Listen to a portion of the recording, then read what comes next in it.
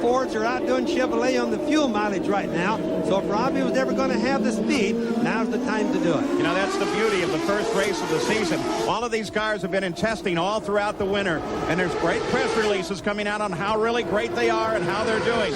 This is the first contact in anger, and where we find out where the truth really lies. Let's go down to the pits and Jack a Root. Well, Paul, we've already talked about the fact that Robbie Gordon drives for the legendary A.J. Foyt, but if you talk to Robbie Gordon, you ask him who his boss is, he says Michael Krenefis from Ford Motor Company. You all know upstairs that that's one of the moves they started and transferred from Winston Cup competition here to IndyCar competition, where motor companies now take rising young stars and bring them along. How lucky could a young man be to be picked up by a guy like Krenefis, a guy that had all racing for Ford Motor Company? So the fight continues for second place. Mansell is now only 12 seconds in front of Emerson Fittipaldi.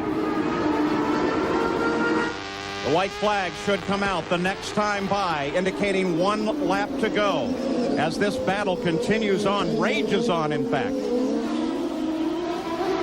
There's Mo, short shifting, cut back on fuel. Still way back, not any way in the world unless Mansell has problems and he can catch him. But look at the crew that he's holding up. While we watch this battle, there goes Robbie Gordon making his move as he comes around Cheever, who slowed down just a bit. Cheever smoked, Paul. Something happened to his car because Gordon got by as the smoke came out of Cheever.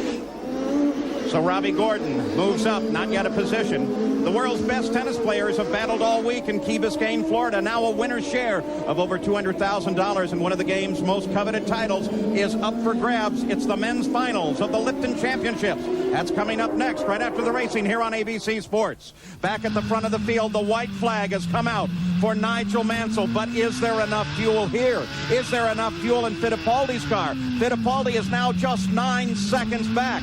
And Robbie Gordon sits almost behind Fittipaldi. He has only to handle up Bobby Rahal. So this race most certainly is not over yet. You think strategies don't change at the very last of the race when there's no fuel left? Everybody is wondering. You know, they have all of their onboard computers, but they don't even believe those when it gets down this close. A very partisan crowd here in Australia in favor of Nigel Mansell. They are going to go nuts. They did so when he scored his pole position. Now they have a new award for pole, $10,000 for pole. And if the pole winner can also win the race, it's another $15,000. So it's going to be a very lucrative day for Nige if he can only make it to the checkered flag. Yes. There's that battle going on still. Robbie Gordon has not made it around Rahal, though he tries him there. Well, I don't think Robbie Gordon is really trying right now. He's just hanging on. He's going to settle for third place. Would be a smart maneuver if he did so. But now Robbie Gordon is around Rahal. And now is trying to close and pass Fittipaldi. This is the battle on the field as Nigel Mansell continues his pursuit of the checkered flag and his first IndyCar victory. Now, Emo's not going to just give up and let him pass. Emo will run it out of fuel before he'll let Gordon pass. Watching for Nigel Mansell, looking for Jim Swintoll's checkered flag. And it will be a history-making event, too, as here he comes. Nigel Mansell has scored the victory in the Kmart Haviland Lola. Despite 2 different mistakes during the race, but let's listen to the car. Let's see if he has fuel all the way to the finish. Coming across in second, Emerson Fittipaldi. Robbie Gordon third, Mario Andretti fourth. Does Nigel have any fuel left in that car? Can he go the remaining 2.7 to make it back to the winner's circle? Now, he's going to wave at the crowd, but I don't think he's got the fuel to make it. Let's go to Gary Gerald. Paul, he says that on the radio that he ran out of fuel as he took the checkered, and we could hear the engine start to misfire, we believe, as he went by. I don't think he'll be able to get back around. Boy, they better do a special compensation for whoever calculated the fuel load on that car. And as Jim McGee, Nigel Mansell rolls to a stop. But all you have to do is get across that line. It shows you the pit crews don't always tell us the truth. They thought they had enough, or they knew that they had enough, but we outfigured them on that because we didn't think that they were going to be, we didn't really think he was going to have enough, did we? Well, you didn't, but he made it. All you have to do is make it to the finish line. Nigel Mansell has done it. He makes history here today. The defending Formula One champion knows exactly what IndyCar racing is about and is showing this crowd and the world what he's made of. I hope that he has enjoyed it. It's certainly Carl Haas and everybody congratulating one another on a terrific victory and a very tactical Mansell win. Slaps it down, looks for a lower gear. And they say they will go back to green at the conclusion of this lap. The safety crews, the IndyCar safety crews, are rushing to their positions at the side of the track so they can clear the course. All right, remember, we're looking at two very highly motivated drivers in Mansell and Raul Boesel. Both men ran brilliantly at Indy last week into third and fourth, respectively. It's Boesel in the orange car. Danny Sullivan sits in between them. He's been slow in this race. There's Mansell. Both men out of Formula One and now into IndyCars. And remember, Nigel Mansell had a problem coming back to the green flag a week ago at Indianapolis. And again, he's slow, Paul, as he comes up to the green. As Boesel looks for room wherever he can. Nigel Mansell holding him off. If Nigel can win here today, he would be the first foreign driver to win at this track since Jimmy Clark in 1963. The same, of course, would be true for Raul Boesel. The two of them separated now by just a few feet. Were the race to end this way, Mansell would have a whopping 70 championship points and Boesel would move into second with 52.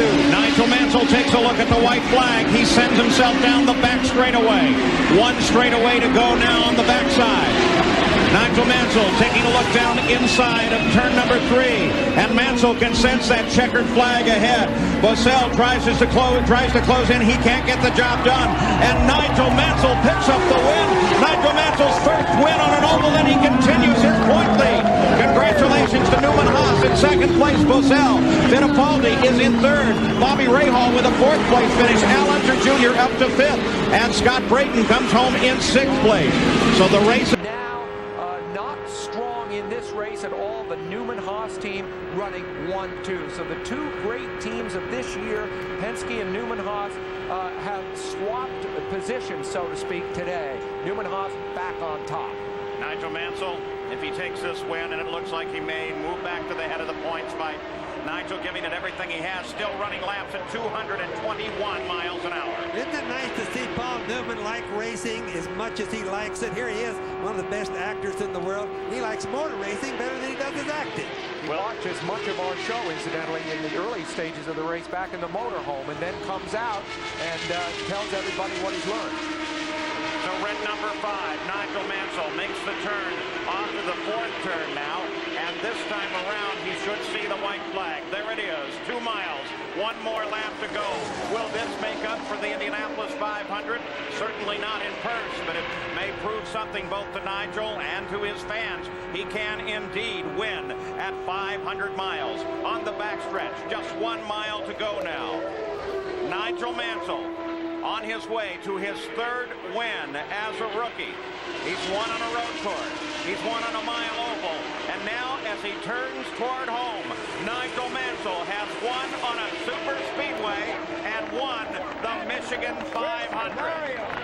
Quite a good job by Nigel all day long. And a 1-2 finish for Newman Haas as Mario Andretti flashes across the line in second place. Ari Luyendyk turns for home in third place. Raul Boesel in fourth. And Scott Goodyear still occupying fifth that he just took away from Teo Bobby. You can just imagine Roger Penske's feelings when these guys came and took his playhouse away from him here today. Really a good show for the Fords. Unfortunately, not too good for probably Chevrolet because today. of the relentless pressure from Nigel Mansell. He still chases him down. He has 5 laps to chase him down and pass. What a 40th birthday present this would be for Nigel Mansell. His second oval win, a continuing lead in the points. He'll leave here with a point lead no matter what happens. Look at this. Tracy protects that line. Mansell is right behind him again. Look at this.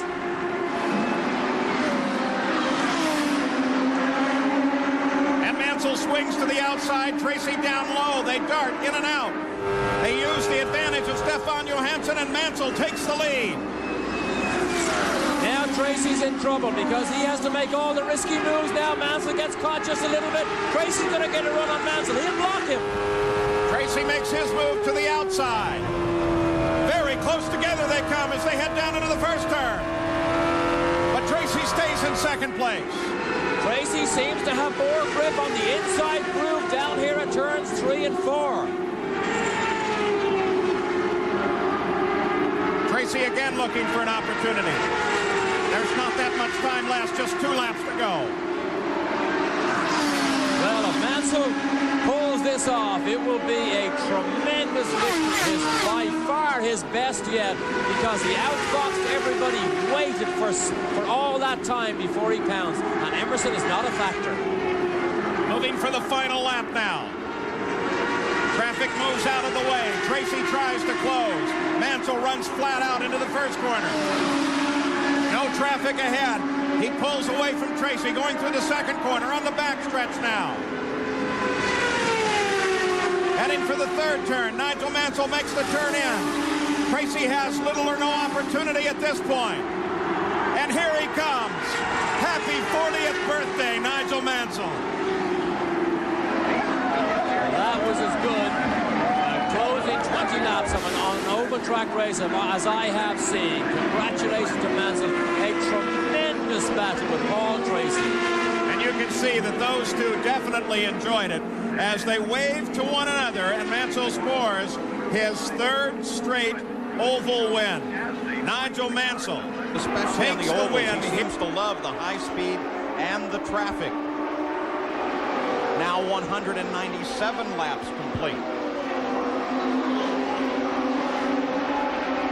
It all unfolds now for Mansell. You just got to be very, very careful, but there may be some position changes going on right behind Mansell. You take a look just back behind Mansell.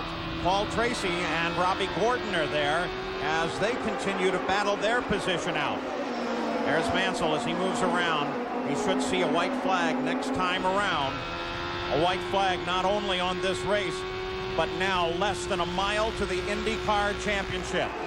Paul Tracy got around Gordon, and Tracy now sits in 3rd, the position that Fittipaldi wishes he had. There's the traffic jam there that includes Tracy, but Emerson is the key. He cannot get close enough to Gordon to make a difference to have Tracy help him. The final lap now being run at Nazareth, and there is the checkered flag for Nigel Mansell. The Kmart Haviland Lola takes the win, and in doing so, takes the IndyCar Championship. A piece of history in the making here. Paul Tracy pulls alongside, gives a wave of congratulations to Mansell. Paul Newman accepting the congratulations from his team members. Reaches up to say thank you to Carl Haas for yet another great and successful championship season, this time with their new rookie. He can now, without any question, take any rookie stripes that may be around anywhere off, because he goes from rookie to champion. Nigel Mansell.